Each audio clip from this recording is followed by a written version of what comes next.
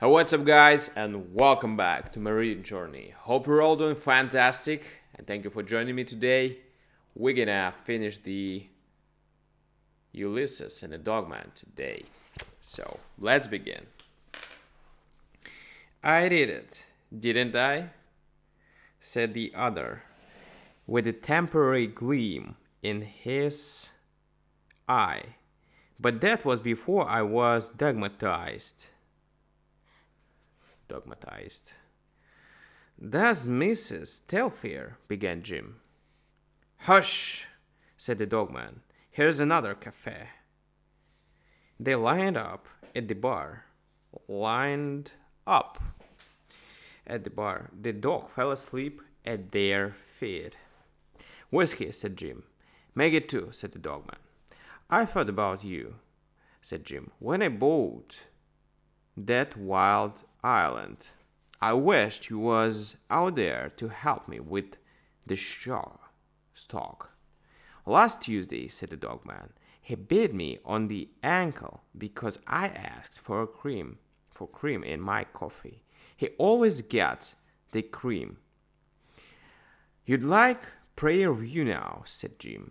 The boys from the roundups for 50 miles around right in there. One corner of my pasture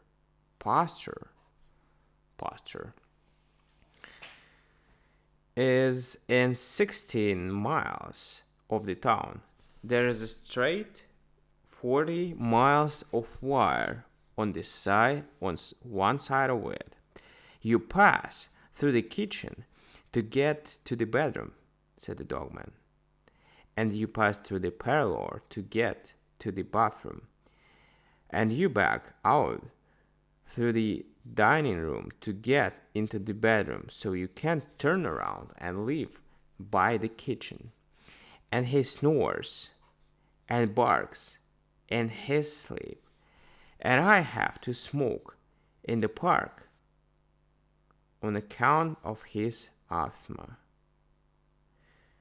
Don't, Telfair, Mrs. Telfair, began Jim. Oh, shut up, said the dogman. What is this time? Whiskey, said Jim. Make it two, said the dogman. Well, I'll be raking along down towards the ferry. I'll be raking along down towards the ferry, said the other. Come on there, you mangy, turtle baked, shake, snake-headed, bench-legged,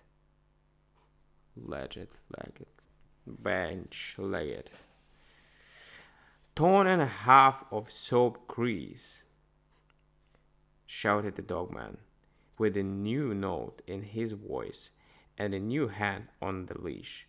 The dog scrambled after them with an angry whine. Not wine that we drink, but WHINE.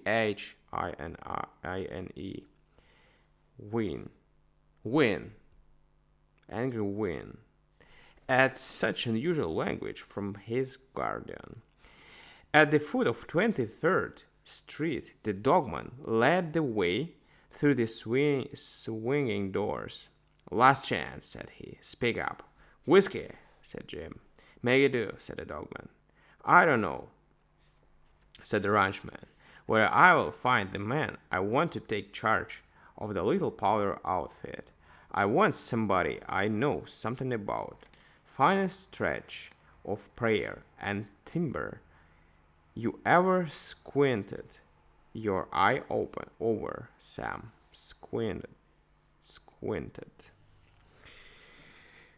Now, if you was speaking of hydrophobia, said the dogman. Hydrophobia, said the dogman. The other night he chewed a piece out of my leg because I knocked a fly off Marcel's arm.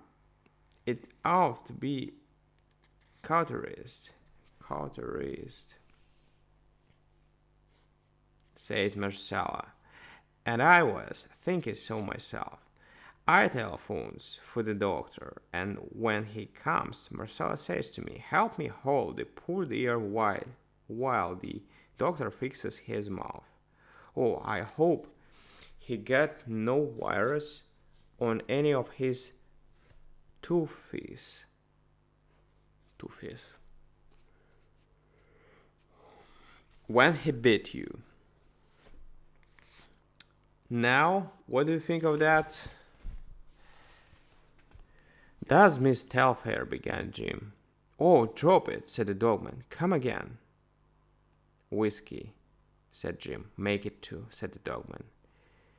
They walked to the ferry. The ranchman stepped to the ticket window. Suddenly the swift landing of 3 or 4 heavy kicks was here. The air was rent by piercing canine shrieks. Canine shrieks and painted outrage, laboriously,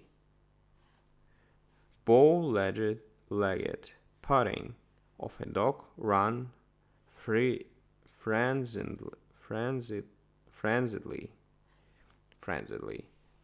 up the street alone. "Ticket to Denver," said Jim. "Make it two," shouted the ex-dogman, reaching for his inside pocket. Yeah. Alright, sometimes, yeah, it's a struggle to have a dog. You know, guys. It's even harder when you live in a flat, not in a house. So, yeah.